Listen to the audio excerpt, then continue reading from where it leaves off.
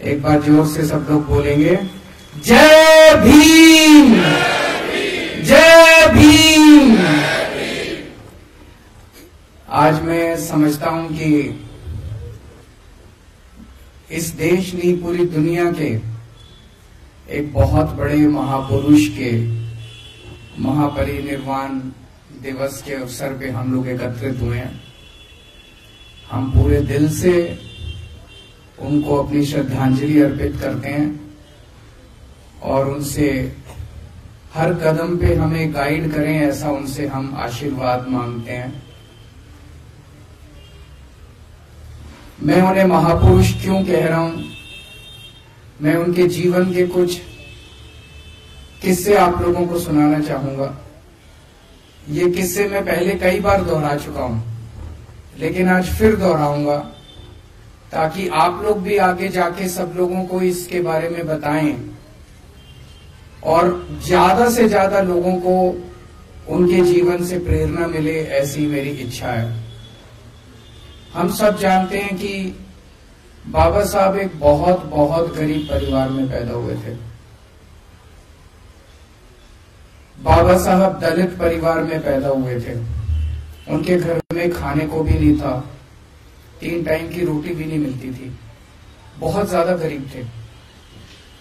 छुआछूत इतनी ज्यादा थी उन दिनों में, इतनी ज्यादा थी कि स्कूल जाते थे अपनी टाट अपने साथ लेके जाया करते थे।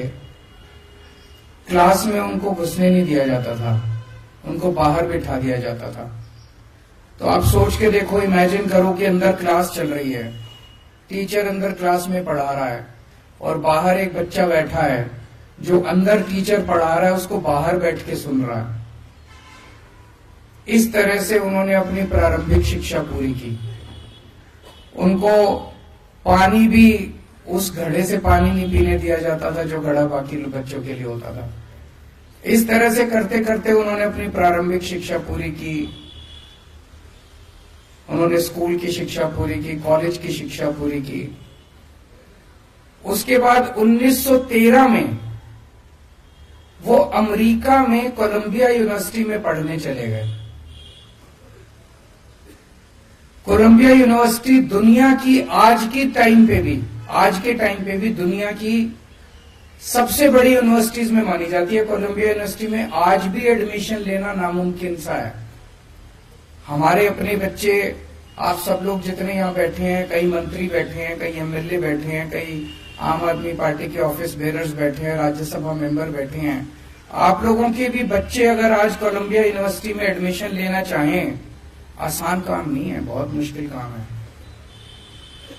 तो आप सोच सकते हो कि कितने इंटेलिजेंट रहे होंगे वो, कितने प्रतिभाशाली रहे होंगे वो, कि 1913 में उनको कोलंबिया यूनिवर्सिटी में एडमिशन मिला। पहली बात मैं ये सोचता हूं, एडमिशन कैसे मिला? आज अगर आपको अमेरिका, फ्रांस, जापान, इटली किसी यूनिवर्सिटी में एडमिशन लेना हो, आप क्या करते हो? गूगल पे जाते हो, सर्च मारते हो, उसका फॉर्म डाउनलोड करते हो, फिर फॉर्म भरते हो, फॉर्म अप्लाई कर देते हो। उन दिनों में तो गूगल भी नहीं होता था, उन दिनों में तो कुछ भी नहीं था, इंटरनेट भी नहीं था। मैं ये सोच रहा था कि एक इतना गरीब बच्चा, एक पिछड़े गांव का रहने वाला बच्चा, उसको बताया किसने कि कोई कोलंबिया यूनिवर्सिटी भी होती है, कोई अमेरिका भी होता है देश, कोई कोलंबिया यूनिवर्सिटी भी होती है, उस कोलंबिया यूनिवर्सिटी में ऐसे फॉर्म मिलता है, यहां से फॉर्म मिलता है। किसने बताया होगा उनको? खैर, उनको कोलंबिया यूनिवर्सिटी में एडमिशन मिला, वहां से उन्होंने पीएचडी करी। पर वो पढ़ाई को इतना ज्यादा तवज्जो देते थे, इतना तवज्जो देते थे कि उनका एक पीएचडी से मन नहीं भरा। फिर उन्होंने दूसरी पीएचडी के लिए अप्लाई करा। कहां करा?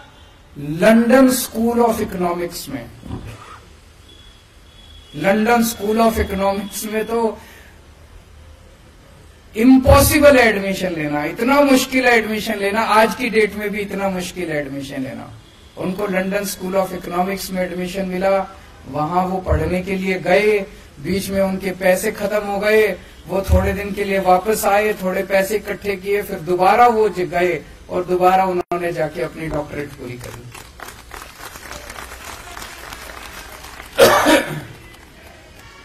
उन्होंने बहुत ज्यादा शिक्षा को महत्व दिया, बहुत ज्यादा। मैं तो कई बार ये सोचता हूं कि वो टाइम के पहले, हमारे देश का दुर्भाग्य है कि टाइम के पहले हम लोगों को छोड़ के चले गए। अगर 10 साल और रह जाते, वो 15 साल और रह जाते, मैं समझता हूं कि अपने जीते जी वो देश के सारे सरकारी स्कूल ठीक कर जाते। आज 75 साल हो गए देश को, 75 साल में इन सारे लोगों ने मिलकर देश के सरकारी स्कूलों का बेड़ा गर्क कर दिया। इन लोगों ने, शिक्षा इनके एजेंडा में ही नहीं है। कोई पार्टी नहीं चाहती कि देश के बच्चों को, गरीब बच्चों को शिक्षा मिले। अकेला वो शख्स, मैं उठा के देखता हूं इतिहास, पूरे इतिहास में आजादी ने बहुत बड़े बड़े सूरमा पैदा किए, अकेला वो शख्स है जिसने शिक्षा को महत्व दिया और किसी ने शिक्षा के बारे में बात नहीं करी, क्योंकि उसने भुगता था, उस शख्स ने भुगता था, उसने उस गरीबी से निकल के और उसने इतनी अच्छी शिक्षा प्राप्त की थी।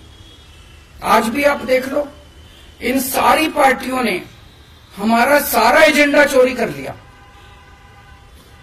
सबसे पहले तो हम ही थे, हम जाके कहते थे केजरीवाल की गारंटी, केजरीवाल की गारंटी कहते थे कि नहीं कहते थे। अब ये वाले भी कह रहे हैं गारंटी, वो वाले भी कह रहे हैं गारंटी। घोषणा पत्र, संकल्प पत्र, मैनिफेस्टो, सारे गारंटी, इसकी गारंटी, उसकी गारंटी, सारे गारंटी दे रहे हैं। सारे फ्री बिजली की बात कर रहे हैं, सारे फ्री इसकी बात कर रहे हैं, उसकी। शिक्षा की बात आज भी कोई नहीं कर रहा। शिक्षा की गारंटी केवल और केवल आम आदमी पार्टी दे सकती है। क्यों? हम बाबा साहब अम्बेडकर के चेले हैं। आम आदमी पार्टी, केजरीवाल जी। आज भी कोई, दोनों पार्टियां उठा के देख लो, दोनों के गारंटी कह लो, संकल्प पत्र कह लो, कुछ भी, दोनों में से कोई पार्टी नहीं कहती आपके बच्चों के लिए स्कूल बनवा देंगे। दोनों में से कोई पार्टी नहीं कहती सरकारी स्कूल ठीक कर देंगे, फ्री में ये दे देंगे, फ्री में वो दे देंगे। शिक्षा की बात केवल आम आदमी पार्टी करती है और कोई पार्टी नहीं करती। तो शिक्षा के ऊपर आम आदमी पार्टी ने बहुत काम किया है, क्योंकि हमें दिल से लगता है कि हम बहुत आम लोग हैं। ये जितने अपने एमएलए हैं, 90% से ज्यादा अपने एमएलए कोई पार्टी के किसी नेता के या किसी उसके बच्चे नहीं है, कोई पॉलिटिक्स से नहीं आए थे। हम सब लोग आम लोग हैं, आम जिंदगी से आए और एक आम आदमी की समस्या को समझते हैं। मेरे पिताजी, मेरी माताजी, मेरे दादाजी, मेरे दादाजी, मेरे नाना जी, मेरी नानी, मेरे मामे, दूर दूर तक मेरी पूरी रिश्तेदारी में कोई पॉलिटिक्स में नहीं है। हम पॉलिटिक्स से नहीं आए।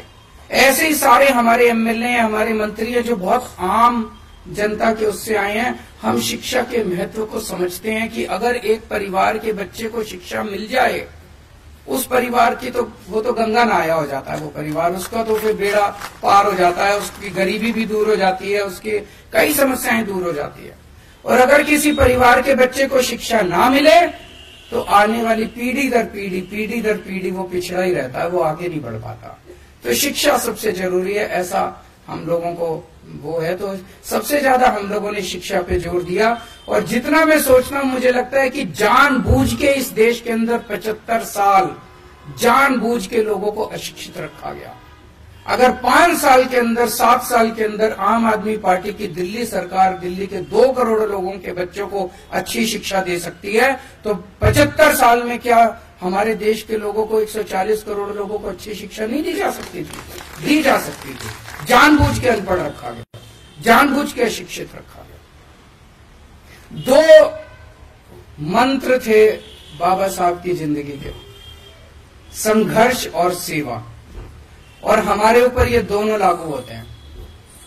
जब अपनी 70 में से 67 सीट आई थी, तो मैंने सोचा था चलो अब संघर्ष पूरा हुआ, अब सेवा करेंगे। लेकिन इन्होंने जो तंग करा हम लोगों को, काम नहीं करने दिया, इतने अड़चन अड़ाई, इतने एक के बाद एक कानून लेके आ रहे हैं, ये भी पावर हमारी, ये भी पावर हमारी। केजरीवाल की कोई पावर नहीं है कि बिना पावर के भी हमने इतना काम कर दिया। तो तब मेरे को अब लगने लगा कि आम आदमी पार्टी तो पैदा ही संघर्ष के लिए हुई है। जो जो आम आदमी पार्टी में आए वो ये सोच ले भाई ये कांटों का ताज है। हम पैदा ही, हमारा पूरा जीवन ही संघर्ष है, संघर्ष में ही जीना है अपने को। जैसे बाबा साहब अम्बेडकर का पूरा जीवन ही संघर्ष था, हमें भी संघर्ष में ही जीना है। आज भी ये मतलब कभी ये काम रोकेंगे, कभी वो काम रोकेंगे, अफसर तुमको रिपोर्ट नहीं करेंगे, ये नहीं करेंगे, वो नहीं, काम नहीं करने देना है लोगों को। और हमने भी ठान लिया काम तो करके रहेंगे हम लोग। जब हम सड़क पे थे तभी काम करवा लेते थे इन लोगों से, अब तो हम अंदर आ गए, कुछ ना कुछ रास्ते निकल ही जाएंगे। तो एक तो संघर्ष से घबराना नहीं है। संघर्ष हमारे जीवन का सबसे बड़ा, आज आपके 3-4 नेता जेल के अंदर हैं। आज अगर वो झुक जाएं, अगर वो इनकी बात मान लें, अगर वो आज बीजेपी में चले जाएं, 2 दिन के अंदर बाहर आ जाएंगे। मनीष सिसोदिया को देखो, उनकी वाइफ कितनी बीमार है, कितनी ज्यादा बीमार है। उनका बेटा कनाडा में है, उनके घर में उनका ख्याल रखने वाला कोई नहीं है, लेकिन फिर भी 10 महीने हो गए जेल में उनको। आज अगर मनीष सिसोदिया बीजेपी के साथ हाथ मिला लें, अपना अच्छी जिंदगी जिएंगे, लेकिन नहीं। बाबा साहब अम्बेडकर के और भगत सिंह के चेले हैं, मर जाएंगे, कट जाएंगे, लेकिन झुकेंगे नहीं। देश के लिए लड़ने के लिए आए हैं, देश के लिए अपने असूलों से कभी समझौता नहीं होगा। बाबा साहब अम्बेडकर की भी जिंदगी आप पढ़ो, कितने ऐसे मौके आए जब उनको कहा गया समझौता कर लो, इस चीज पे समझौता कर लो, उस चीज पे है ना, कि कितने सारे ऐसे मौके आए, कभी समझौता नहीं किया उन्होंने किसी चीज पे समझौता। हमें भी समझौता नहीं करना, देश के साथ समझौता नहीं होगा, मुल्क के साथ समझौता नहीं होगा, जनता के लिए दूसरी चीज सेवा। भगवान, हमने पिछले जन्म में कुछ अच्छे काम करे होंगे, जो हम जैसे आम लोग, छोटे छोटे परिवारों से आए हुए लोग, छोटे छोटे बैकग्राउंड से आए हुए लोग, मध्यम परिवार के इतने सारे हम एमएलए, हम सारे लोग, हमको ऊपर वाले ने कितना बड़ा मौका दे दिया। कोई एमएलए बन गया, कोई मंत्री बन गया, कोई मुख्यमंत्री बन गया। इसको हमें एक अवसर के रूप में देखना है कि ऊपर वाले ने अवसर दिया है। ऊपर वाला हर एक किसी को ऊपर वाला पैसे दे देता है, किसी को ऊपर वाला सत्ता दे देता है, किसी को ऊपर वाला कुछ दे देता है। लेकिन अगर उसको घमंड हो जाए, अहंकार हो जाए कि ये मेरे को तो मेरी वजह से मिला और मैं पता नहीं कितना हूं, बस खत्म है वो आदमी। हमें ये सोचना है कि ये भगवान ने हमें दूसरों की सेवा करने के लिए सत्ता दी है, भोगने के लिए सत्ता नहीं दी। तो इस सत्ता को हमें सेवा के लिए इस्तेमाल करना। जितनी भी बहुत अड़चने हैं, मेरे पास कई एमएलए आते हैं, जी ये काम नहीं हो रहा, वो काम नहीं हो रहा, बहुत अड़चने आएंगी, सारे कोशिश करेंगे। आपसे आज ये आपके काम में अड़चन क्यों डाल रहे हैं? आज अगर आप सक्सेसफुल नहीं होते, सफल नहीं होते, कोई अड़चन ही नहीं आती। आज अगर आप स्कूलों का काम नहीं करते, अस्पतालों का काम नहीं करते, महिलाओं का सफर फ्री नहीं करते, बिजली फ्री नहीं करते, पानी फ्री नहीं करते, तीर्थ यात्रा फ्री नहीं करते, कोई अड़चन डालने वाला नहीं था। अगली बार दिल्ली हार जाते, उनको पता था, उनको पता है दिल्ली अब आपसे कोई नहीं छीन सकता। दिल्ली के लोग आपसे बहुत प्यार करते हैं, दिल्ली के लोग आपको छोड़ने वाले नहीं है, इसीलिए वो छीनने के लिए अड़चन तो डालेंगे। जितनी अड़चन डाल रहे हैं उतना आपको खुश होना चाहिए कि हम सफल हो रहे हैं, और उनकी नींद हराम कर रखी है, इसीलिए वो अड़चन डाल रहे हैं। तो अड़चनों को पार कर करके आपको सेवा करनी पड़ेगी, और सेवा के लिए ही पैदा हुए हैं, सेवा जरूर करनी खूब। दूसरी चीज, सबकी सेवा करनी है, चाहे वो बीजेपी वाला हो, चाहे वो कांग्रेस वाला हो, चाहे वो आम आदमी पार्टी वाला, उसमें कोई वो नहीं करना। हमें कई बार मन में आता है ये तो बीजेपी वाला, इसका मैं काम क्यों करूं, उसका भी काम करना है, उसका भी दिल जीतना है। एक दिन ऐसा आएगा जब दिल्ली के 2.5 करोड़ लोग आम आदमी पार्टी के मेंबर होंगे, और एक दिन ऐसा आएगा जब देश के 140 करोड़ लोग आम आदमी पार्टी के मेंबर होंगे। और आम आदमी पार्टी से मेरा मतलब आम आदमी पार्टी नहीं है, मेरा मतलब मुल्क है। मुल्क के लिए काम करना है अपने को। तो अगर कल को मुल्क और आम आदमी पार्टी के बीच में चुनना हो तो आम आदमी पार्टी को लात मार देना, मुल्क के लिए काम करेंगे। तो अपने को, मैंने कोरोना के टाइम में ये बहुत अच्छा एग्जाम्पल देखा था। कोरोना के टाइम में मैं देखता था कि तीनों पार्टियों के लोग मिल गए थे, आपस में ऑक्सीजन की जरूरत है, ये कांग्रेस वाला उसको फोन कर रहा है, वो उसको फोन कर रहा है, हाँ भी है, ऑक्सीजन का सिलेंडर है। दिलीप बताया करता था, दिलीप पांडे अपना कोऑर्डिनेट करता था सारा, और इतनी अच्छे तरीके से तीनों पार्टियों ने मिलकर काम किया था। वो स्पिरिट अपने को रखनी है। हम कोई दुश्मन थोड़ी है एक दूसरे के, एक ही तो मुल्क के लोग हैं। पता नहीं क्यों इतना जहर भर लिया हम लोगों ने आपस में एक दूसरे के दिल। तो सबका काम करना है, सबकी सेवा करनी है। आज हम दिल्ली के अंदर जो काम कर रहे हैं, बच्चों को अच्छी शिक्षा दी। हमारे पास क्या है? हमारे पास तो कुछ भी नहीं है। फक्कड़ लोग हैं, ना पैसे अपने पास, ना आदमी अपने पास, बस लोगों का आशीर्वाद है। जो 18 लाख बच्चे सरकारी स्कूलों में पढ़ते हैं, आज हर एक का माँ बाप मानता है कि यार इन्होंने मेरे बच्चों का भविष्य तो बना दिया। उन 18 लाख बच्चों के माँ बाप का आशीर्वाद हमारे साथ है।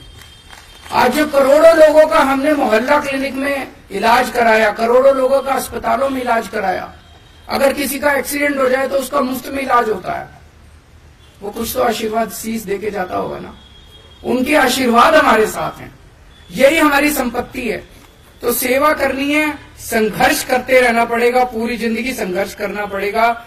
हताश मत होना, डरना मत। और आज बाबा साहब अंबेडकर के महापरिनिर्वाण दिवस के अवसर पे ये अपने अपने मन में कसम खा के जाओ कि उसी रास्ते पर पूरा जीवन उनका संघर्ष ही तो था। आखिरी दम तक संघर्ष कर रहे थे वो।